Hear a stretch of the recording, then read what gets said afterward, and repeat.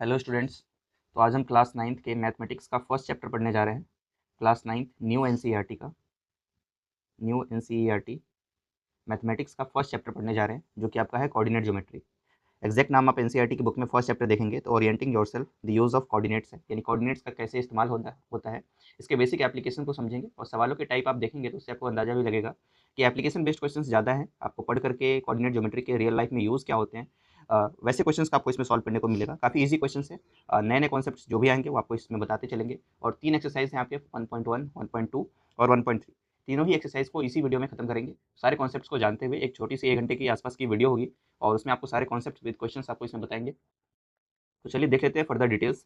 तो coordinate geometry आपका हो गया बेसिकली चैप्टर, ठीक है। कोऑर्डिनेट ज्योमेट्री,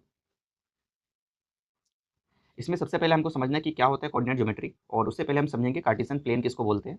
तो कार्टेशियन प्लेन आपका ये रीजन है, इसको आपको फील करना पड़ेगा। कार्टेशियन प्लेन एक एरिया है जहाँ पर दो तरह की लाइन्स आपकी मीट करती है।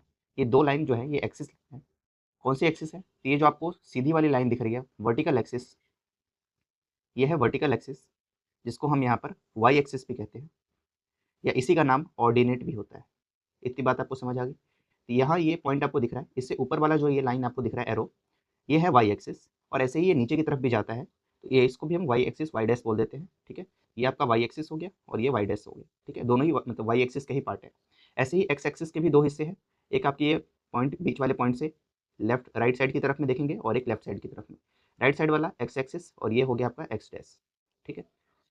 ये जो आपको लेटी हुई लाइन दिख रही है इसको हम कहते हैं हॉरिजॉन्टल एक्सिस, हॉरिजॉन्टल एक्सिस, जिसको हम यहाँ पर एक्स एक्सिस के नाम से भी जानते हैं या एब्सिसा के नाम से भी जानते हैं। तो जिस भी नाम से आपको बुक में देखने को मिले आप उस हिसाब से समझ जाएंगे, ठीक है।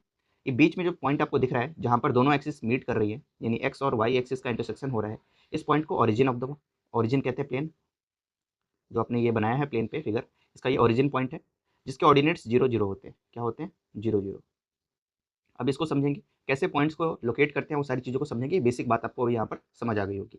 अब इसमें किस तरीके से वैल्यूज आती हैं तो उसके लिए हम एक और एक्सिस को ड्रॉ करेंगे यहाँ पर, ठीक है। तो बेसिक अब आपको पता चल गया एक्स एक्सिस किसको कहते हैं, वाई एक्सिस किसको कहते हैं, ऑर्डिनेट क्या होता है, एब्सिसा क्या होता है। अब इसके अंदर में किस तरीके से वैल्यूज होती है उसको समझते हैं। इसके लिए हम एक बार फिर से अपने एक्स एक्सिस और वाई एक्सिस को ड्रॉ कर लेते हैं। वापस से आपको रिवाइज करा दूँ, बहुत आसान चीज़ है। देखिए ये हॉरिजॉन्टल वाली जो लाइन थी ये एक्स एक्सिस हो गया, जो ओरिजिन से राइट वाला हिस्सा है, इसमें सिर्फ पॉजिटिव वैल्यूज आती है, सिर्फ पॉजिटिव वैल्यूज। यानी यहाँ पर ये पॉइंट अगर हम 0 मानकर चले तो अगला एक यूनिट आगे बढ़ेंगे तो 1 होगा, एक और यूनिट आगे बढ़ेंगे तो 2, then 3, then 4, then 5, 6, 7 and so on. ये आपका कंटिन्यू रहेगा, ठीक है। आपको एरो दिख रहा है, इसका मतलब यही है कि इधर ये कंटिन्यू चलेगा। तो ये एक्स एक्सिस पर जब हम राइट साइड में बढ़ते हैं तो सिर्फ पॉजिटिव वैल्यूज मिलती है। अगर लेफ्ट साइड की तरफ हम बढ़े तो वही चीज़ होगा, बस नेगेटिव वैल्यूज हो जाएंगी। तो एक यूनिट नेगेटिव की तरफ आगे बढ़े, जैसे इंटीजर्स में आपका होता था नंबर लाइन आप ड्रॉ करते थे, एक्जैक्ट सेम चीज़ यही है। -1, देन -2, देन -3, -4, -5, -6, इस तरीके से ये बढ़ेगा। ऐसे ही आप देखिए ये एक्स डैश हो गया। ऐसे वाई एक्सिस में देखिए, वाई एक्सिस में ओरिजिन से अगर आप ऊपर की तरफ जाएंगे तो सिर्फ पॉजिटिव वैल्यूज आएंगी। ये 1 हो गया, देन 2 हो गया, तो अब इसको आपको ड्रॉ करना आना चाहिए, देन 4 हो गया, 5, 6, इस तरीके से कंटिन्यू ऊपर चलता जाएगा। और नीचे आएंगे तो -1, -2, -3, -4, -5 एंड देन सो ऑन, ये कंटिन्यू रहेगा। ये हो गया आपका वाई एक्सिस, ये वाई डैश हो गया, ठीक है। तो इस तरीके से आपने वैल्यूज़ को कैसे हम इसके ऊपर प्लॉट करते हैं वो आपको पता चल गया। अब आप कोऑर्डिनेट्स क्या होता है इसको समझते हैं। तो कोऑर्डिनेट हम उस पॉइंट को बोलते हैं, कोऑर्डिनेट क्या होता है, कोऑर्डिनेट उस पॉइंट को बोलते हैं point of intersection, point of intersection, point of intersection of X axis and Y axis. X और वाई एक्सिस जिस पॉइंट पर मिल रही है उसी पॉइंट को हम बोलते हैं coordinate. For example x axis पे मान लेते हैं हमको 3 यूनिट मूव करना है। एक्स एक्सिस पे पॉजिटिव साइड में 3 यूनिट अगर मूव करूंगा तो यहाँ 0 से स्टार्ट होगा, 1 unit, 2 unit, 3 unit, 3 unit move करके हम यहाँ पहुँच गए। ये बात आपको समझ आई?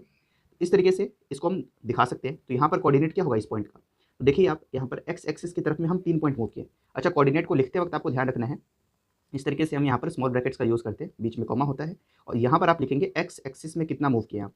सबसे पहले एक्स वाला लिखना होता है, देन आपको वाई एक्सिस में आपने कितना डिस्टेंस मूव किया है वो आपको लिखना होता है। तो एक्स एक्सिस में आप देख पा रहे हो कि 3 यूनिट हमने मूव किया है, तो यहाँ 3 लिख दीजिए। और वाई एक्सिस पे आप बिल्कुल मूव ही नहीं कर रहे हो, वाई एक्सिस मतलब कि ऊपर की तरफ भी मूव करना है। तो अभी आप सिर्फ राइट साइड में एक्स एक्सिस पे मूव किया हो तो ये 3 हो गया। वाई में हमने मूवमेंट ही नहीं करा है, इस पॉइंट पर वाई की तरफ हम थोड़ा सा भी नहीं गए, वाई मतलब ऊपर है, तो ना आप ऊपर गए हो ना आप नीचे गए हो, इसी पॉइंट पर हो, एक्स पे ही हो। तो एक्स एक्सिस पर यहाँ से आपको एक बात पता चलती है कि एक्स एक्सिस पर वाई कोऑर्डिनेट 0 होता है, वाई क्या होता है, 0 होता है, ठीक है।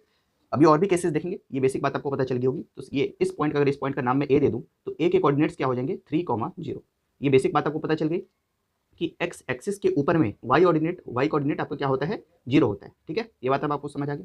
अब एक और पॉइंट ले लेते हैं, फॉर एग्जाम्पल यहाँ पर ले लेते हैं, कोई पॉइंट पी ले लेते हैं। ठीक है, यहाँ पर पॉइंट पी है, इसको कैसे दिखाएंगे? तो पहले आपको वही करना है, चेक करना है कि एक्स एक्सिस पर कितना मूवमेंट हुआ है। ये आपका पॉइंट है, इससे पैरेलल आप यहाँ पर ऐसे देखेंगे, फील करेंगे इस चीज़ को। आप यहाँ पर देख पा रहे हैं 1 यूनिट, 2 यूनिट, 3 यूनिट, 4 यूनिट। इसको 4 मान के चले आप यहाँ पर, ये थोड़ा 4 से आगे 4.1 समथिंग है, चलो 4.1 ही मान लेते हैं। ये कितना मूवमेंट हुआ है? अभी आसान के लिए हम 4 समझते हैं इसको। ठीक है, तो 4 यूनिट का मूवमेंट एक्स साइड में हुआ है आपका, यहाँ पर 4 लिख दीजिए, कॉमा।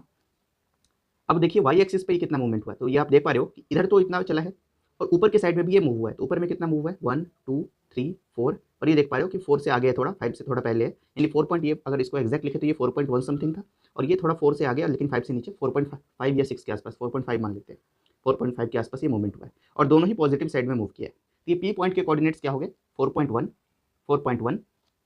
ठीक है, और दूसरे वाले के हो गए आपके यहाँ पर 4 पॉइंट, यानी वाई एक्सिस पे कितना हो गया 4.5। तो बेसिक बात अब आपको समझ आ गई होगी, पॉइंट को कैसे दिखाना। एक छोटा सा एक्सरसाइज करते हैं जिससे कि आपको ये सारे पॉइंट्स क्लियर हो जाएंगे। तो ये छोटा सा एक्सरसाइज है, अब इसको सॉल्व करते हैं और इससे आपके सारे पॉइंट्स क्लियर हो जाएंगे। ये आपके सामने में क्वेश्चन दिख रहा है, जहाँ पर ये point A B C D E F G, इन सभी के कोऑर्डिनेट्स आपको यहाँ पर बताने हैं। तो एक्स एक्सिस और वाई एक्सिस को ध्यान से देखेंगे, ये आपका एक्स हो गया और ये आपका वाई एक्सिस हो गया। कोई दिक्कत यहाँ पर, सिंपल सी बात है। सबसे पहले ए पॉइंट कहाँ है इसको देखिए, तो आपको क्या देखना है इसमें, ए पॉइंट पर देखिए सबसे पहले आप ढूंढो कि एक्स एक्सिस में इसके मूवमेंट कितना हुआ है। तो एक्स एक्सिस तो इधर की तरफ होता है या फिर इधर की तरफ होता है ना। तो आप देख पा रहे हो कि एक्स में तो ये मूव ही नहीं किया है। इस पॉइंट को देखो ना, ये पॉइंट वाई के ऊपर में आपको दिख रहा है। ये एक्स एक्स या तो इस साइड में है या फिर एक्स इस साइड में, ऐसा ही है। राइट साइड में या तो एक्स है या फिर वाई इधर है लेफ्ट साइड में, लेकिन एक्स तो मूव ही नहीं करा। मान लो ये पॉइंट इधर पे होता तो हम कहते कि हाँ 1 यूनिट के आसपास इधर मूव किया है एक्स में, या फिर ये पॉइंट इधर पे होता तो हम कहते कि एक्स की तरफ में 1 यूनिट वो इधर की तरफ मूव किया। लेकिन अभी आप देख पा रहे हो ये तो बिल्कुल एक्जैक्ट वाई के लाइन पर ही बना दिया है मैंने ए पॉइंट, यानी ये एक्स वाली साइड में तो मूव ही नहीं किया, ना इधर मूव किया ना इधर मूव किया।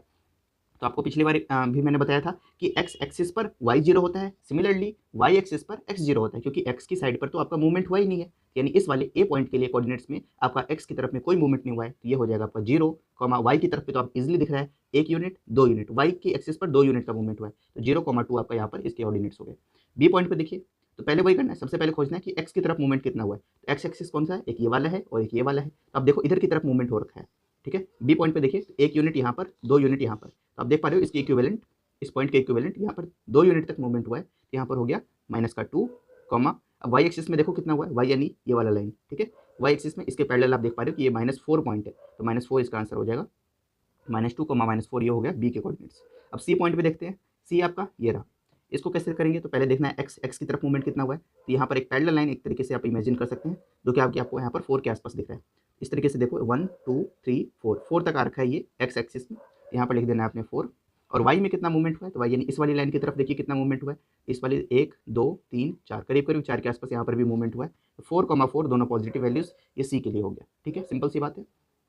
नेक्स्ट अब आप डी के लिए देखिए, यहाँ पर तो डी में भी देखिए एग्जैक्ट एक्स एक्सिस के ऊपर में ये लाइन बनी हुई है। अब तो मैं आपको याद करवा चुका हूँ, अगर कोई भी पॉइंट एक्स एक्सिस के ऊपर में है तो उसका वाई जीरो होगा, कोई भी पॉइंट अगर वाई एक्सिस के ऊपर में है तो उसका एक्स जीरो होगा। तो आप डायरेक्ट भी बता सकते हो एक्स एक्सिस के ऊपर में ये पॉइंट डी है तो इसका यहाँ पर वाई जीरो होना चाहिए।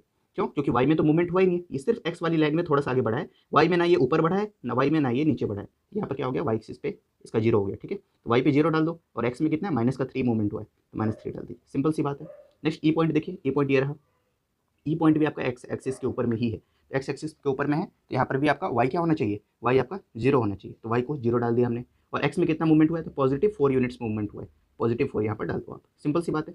एफ पॉइंट पे आते हैं, एफ देखिए आपका यहाँ पर है, एफ में देखेंगे यहाँ पर तो एक्स साइड में कितना मूवमेंट हुआ है, एक्स साइड में आप इसके पहले एक लाइन ड्रॉ करोगे ऐसे, तो आपको यहाँ पर दिखेगा कि एक्स की तरफ में 1 और 2, करीब करीब 2 यहाँ पर 2 यूनिट्स का मूवमेंट हुआ है। ये एक्जैक्ट नहीं है क्योंकि पॉइंट्स में आंसर है, बट मैं आपको अभी रफ होल नंबर के हिसाब से बता रहा हूँ। तो देखो आप यहाँ पर 2 यूनिट का एक्स की तरफ मूवमेंट हुआ है। ठीक है, बट आप यहाँ पर अपने ग्राफ पेपर में एकदम प्रिसीजन के साथ में लिखना। मान लो यहाँ पर 1.9 के आसपास आ रहा था तो 1.9 ही आपको लिखना है। ठीक है, और इधर पे देखेंगे आप यहाँ पर तो कितना मूवमेंट हुआ है, वाई एक्सिस की तरफ में कितना मूवमेंट है, तो करीब करीब 5 है आपका, 5 आप यहाँ पे लिख दो, सिंपल। अब जी पॉइंट पे देखते हैं, तो जी जो कि लास्ट है इस छोटी सी एक्सरसाइज का, यहाँ पर देखेंगे कि एक्स की तरफ कितना मूवमेंट हुआ है, एक्स यानी ऐसा वाला, इसकी तरफ देखोगे तो इसके ठीक पैरेलल आपको यहाँ पर देखिएगा कि करीब 1 यूनिट मूवमेंट हुआ है, तो एक्स एक्सिस पे हो गया 1। और वाई पे देखेंगे तो वाई पे यहाँ पर ये पॉइंट इसके सामने है, करीब करीब 5, -5। तो इस तरीके से सभी पॉइंट्स के कोऑर्डिनेट्स को हमने यहाँ पर लोकेट कर दिया है। तो अब आप बेसिक बात समझ गए हैं। अब नेक्स्ट चीज़ हमको इस एक्सरसाइज में भी और कुछ नया समझने की जरूरत नहीं है, और एक्सरसाइज 1.1 आप एनसीईआरटी में निकालोगे, वहाँ पर कुछ क्वेश्चंस दिए गए हैं, वो क्वेश्चंस आपको यहाँ पर स्क्रीन पे दिख भी रहे हैं, तो उन क्वेश्चंस को करते हैं। यहाँ पर देखिए फिगर 1.3 शोज दैट रेयांस रूम, ये 1.8 जो 1.3 फिगर आपको दिख रहा है, ये बेडरूम का फिगर है, जिसमें रेयान का कमरा आपको दिख रहा है, जिसको ओ ए बी सी पॉइंट से मार्क किया हुआ है। ठीक है, तो आप देखोगे यहाँ पर चारों कॉर्नर्स आपको यहाँ पर मेंशन है, ओ ए बी सी, चारों पॉइंट आपके यहाँ पर लोकेटेड है। ठीक है, जिसमें पॉइंट ओ जो है वो ओरिजिन माना गया है। ठीक है, जैसे मैंने अभी आपको समझाया था कि करीब करीब ऐसा रहा होगा, ये कुछ ऐसा रहा होगा। ये अगर आप कोऑर्डिनेट ज्योमेट्री इस तरीके से आप बनाओगे, तो जो आपको रूम दिया गया है ना, वो रूम ये है, इस तरीके से आपको रूम दिया गया है। इसकी फोटो आपको दे रखी है, इसकी फोटो आपको दे रखी है। ये ओ पॉइंट है, ओरिजिन 0,0। ये ए पॉइंट है जो उसके रूम का दूसरा कॉर्नर है, इसके कोऑर्डिनेट्स आपको यहाँ पर दिए हुए हैं 12,0। ठीक है, और ये जो पॉइंट है आपका, ये बी पॉइंट है, जिसके कोऑर्डिनेट्स 12,10 दिए हुए हैं, यानी एक्स की तरफ में 12 यूनिट का मूवमेंट और वाई की तरफ में ऊपर में 10 का मूवमेंट। समझ आ रहा है ना, सिंपल सी बात है। ऊपर में देखिए सी पॉइंट क्या है आपका 0,10। अब देखो फिर से वही बात आ गई, वाई एक्सिस के ऊपर में तो एक्स 0 होना चाहिए था। अगर कोई पॉइंट अगर वाई एक्सिस के ऊपर में ही बना दिया, इधर कहीं रीजन में नहीं बना रहे हम, एक्जैक्ट इसी लाइन के ऊपर में बना दिया वाई एक्सिस, तो क्या होगा 0 होगा। तो 0,10 ये हो गया आपका। ठीक है, ये चारों पॉइंट्स आपके इसी कमरे के दिखा रखे हैं। बीच में बेडरूम वगैरह है, वो सब आपको यहाँ पर दिख रहा है, वार्डरोब है ना, यहाँ पर आपका बेड है, ये वार्डरोब हो गया। इस तरीके से अब इसके बेसिस पर कुछ क्वेश्चंस हैं जो आप स्क्रीन पे देखो और अपने बुक में भी देखो। पहला क्वेश्चन है, if D1 R1 represents the door to the रेयांस room.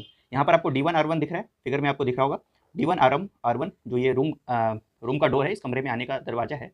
How far is the door from the left wall, जो कि वाई एक्सिस है, लेफ्ट वॉल से, ये वाई एक्सिस है आपका, इस वाई एक्सिस वाले दीवार से ये वाला दरवाजा कितना दूर है, आपसे ये सवाल पूछा जा रहा है। सिंपल सी बात है, इसको बताइए आप यहाँ पर। यानी एक तरीके से आपको पूछ रहा है, यहाँ से यहाँ तक का आपको डिस्टेंस पूछ रहा है, यहाँ से यहाँ तक का डिस्टेंस। ठीक है, ये कितना होगा ये आपको बताना है।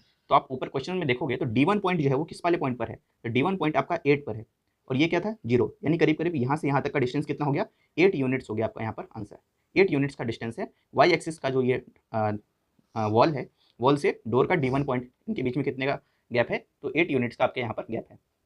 नेक्स्ट बोल रहा है how far is the door from the X axis, Y axis से तो पता चल गया, how far is the door from the X axis, X axis से कितना दूर है डोर, तो 0 यूनिट्स दूर है। क्यों, क्योंकि ये डोर आपका तो एक्स एक्सिस के ऊपर में ही है।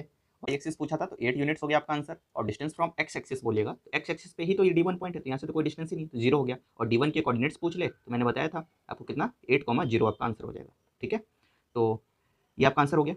तो हमसे पूछा था, 2 सवाल पूछे थे कि वाई एक्सिस से कितना डिस्टेंस है, तो वाई एक्सिस से डिस्टेंस कितना है, वाई एक्सिस से डिस्टेंस कितना हो गया 8 यूनिट्स का हो गया, और एक्स एक्सिस से कितना डिस्टेंस हो गया, एक्स एक्सिस से डिस्टेंस आपका यहाँ पर 0 यूनिट्स हो गया। ठीक है, सिंपल। सेकंड क्वेश्चन देखिए, what are the coordinates of D1। अब D1 के कोऑर्डिनेट्स पूछ रहा है, D1 के कोऑर्डिनेट्स पूछ रहा है। कोऑर्डिनेट तो आप खुद भी बता सकते हो, कितना होगा 8,0, जो ऊपर मैंने लिखा है। D1 पॉइंट एक्स एक्सिस पर, इस पर कितना मूव किया है, तो 1 2 3 4 ऐसे करके यहाँ तक पहुंचे ना 8 तक, तो 8 हो गया। और वाई पर कितना बढ़ा है, तो एक्स पर वाई तो 0 होता है, क्योंकि वाई की तरफ तो मूवमेंट ही नहीं हुआ, ऊपर की तरफ कहीं पर होता तब ना बोलते कि वाई में कुछ पॉइंट हुआ, बट अभी यहाँ पर वाई में कोई पॉइंट नहीं आगे बढ़ा है, तो यहाँ पर वाई क्या हो गया 0 हो गया। सिंपल सी बात है। Third question, if R1 is the point 11.5, 0। ठीक है, R1 एक पॉइंट आपको दिख रहा होगा जो कि इसी डोर का दूसरा हिस्सा है, यहाँ पर R1 पॉइंट। ठीक है, इसके कोऑर्डिनेट्स आपको 11.5, 0 दिए हुए, 11.5, 0, मतलब एक्स में यहाँ से बढ़ते बढ़ते बढ़ते वो 11.5 तक पहुंचा है, और वाई में 0 लिखा है, यानी वाई में ऊपर की तरफ कोई मूवमेंट नहीं है, इधर ही पॉइंट है। ठीक है, अब आगे देखो क्या लिखा है, do you think this is a comfortable width for the room door. क्या आपको क्या लगता है कि अगर मैं ये जो विड्थ है, चौड़ाई है, वो कंफर्टेबल है, तो ठीक ठाक ही है। ठीक है, कंफर्टेबल हम इसको कह सकते हैं। If a person with wheel chair, तो ये एक तरीके से आपका सब्जेक्टिव आंसर होगा। ठीक है, कोई व्हील चेयर से अगर कोई पर्सन है तो क्या वो इसमें जा सकता है, तो वो आप यहाँ पर निकाल सकते हो। थर्ड में और क्या पूछा है, विड्थ भी पूछा है आपका, तो कितना विड्थ हो जाएगा, यानी इस दरवाजे की चौड़ाई कितनी है वो निकाल सकते हो। तो D1 जो पॉइंट था ये 8,0 था, D2 कितना था, तो D2 आपका 11.5, 0 था, तो चौड़ाई इसकी निकाल लोगे आप यहाँ पर। विड्थ आई थिंक आपको विजिबल होगा यहाँ पर, तो विड्थ आप निकाल लोगे। विड्थ कैसे निकलेगा, 11.5 भाई, यहाँ से यहाँ तक कितना है, देखो यहाँ पर 11.5 था और यहाँ तक 8 था, तो 11.5 में से अगर आप 8 माइनस कर दोगे तो इसकी चौड़ाई आ जाएगी, तो 11.5 माइनस 8 कर दीजिए, 3.5 यूनिट्स का यहाँ पर क्या है, इनके बीच में गैप है। सिंपल, तो ये बात अब आपको समझ आ गया। तो व्हील चेयर से भी आप इसको भी आंसर लिख सकते हो कि व्हील चेयर से जो पर्सन है वो इजिली यहाँ पर पास कर जाएगा। नेक्स्ट फोर्थ क्वेश्चन की तरफ आते हैं, और ये एक्सरसाइज का लास्ट क्वेश्चन होगा। फोर्थ क्वेश्चन में आप रीड करो, आपकी स्क्रीन पर दिख रहा होगा, इफ B1 जो पॉइंट है, जो आपको इस फिगर में दिख रहा होगा, B1 पॉइंट आपको यहाँ पर कहीं पर है, ये B1 पॉइंट है, जिसके कोऑर्डिनेट्स आपको 0,1.5 दिए गए। अब 0 अब एक्स में हो गया, क्यों, क्योंकि वाई एक्सिस पे पॉइंट है, वाई एक्सिस पे कोई भी पॉइंट होता है तो उसका एक्स 0 होता है। 0,1.5 एक्स में, वाई में ये 1.5 तक बढ़ा हुआ है, यहाँ कहीं पर 1 रहा होगा, यहाँ पर 1.5 आ गया। ठीक है, और एक्स में तो 0 मूवमेंट हुआ है। ठीक है, एंड B2 पॉइंट है जो कि 0,4 से रिप्रेजेंट हो रहा है, यहाँ पर B2 पॉइंट है। ठीक है, बेड से थोड़ा पहले। ये आपका B2 पॉइंट है, ये 0,4 इसके कोऑर्डिनेट्स है। आगे बढ़िए क्या कहता है, represent the ends of a bathroom door.